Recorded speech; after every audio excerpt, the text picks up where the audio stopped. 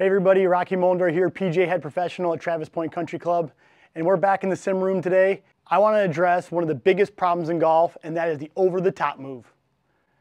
We're going to show you a great drill today that no doubt will help you learn the best transition feel from the top of your backswing to your downswing, and we're going to use Trackman to demonstrate just how big of an impact this can have on a player's path and club face when they try to deliver the golf club.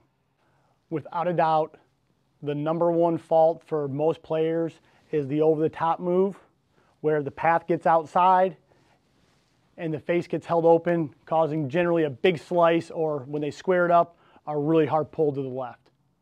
The players that tend to come over the top, on their downswing, the first move is going to be where their arms start to lead themselves down out in front of their body, causing a demand for their body to straighten and raise as they pull their arms in to try to get down to the golf ball.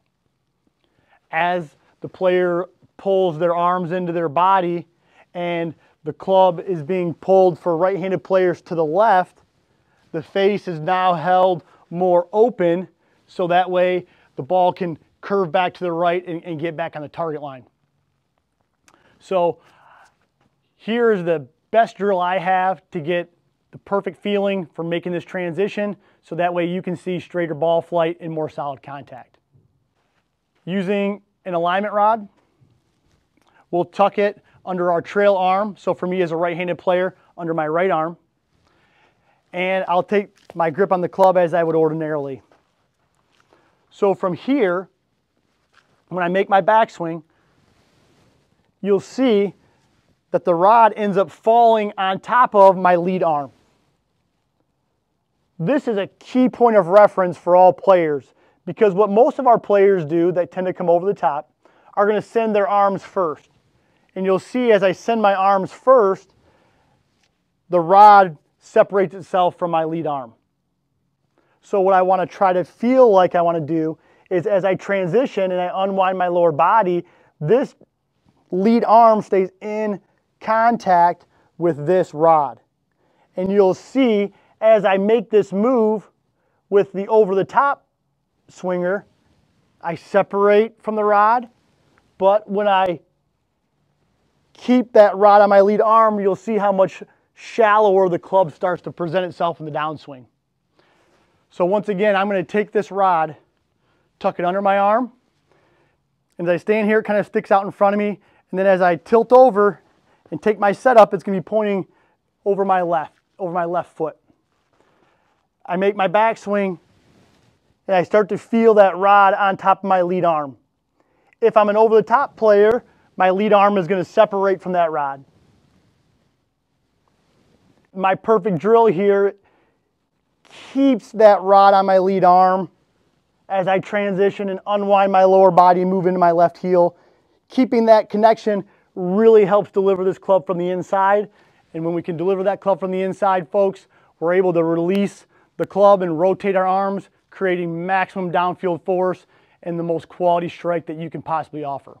Okay, here we go. So we're going to start by doing the over-the-top player, where the arms get extended off the body and where that rod would lose connection with our lead arm. So here I am, set up nice and square. I'm going to feel my transition, get my arms a little bit more out in front of me where I would lose connection with that rod. And it's going to look a little bit like this.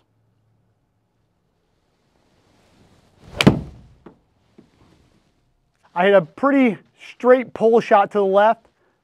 My path was 5.2 degrees from the outside, and my face was only 0.2 of a degree left of my path. So when your face is square to your path and your path is, well left, you're going to hit pretty much a straight pull shot, which we've talked about before.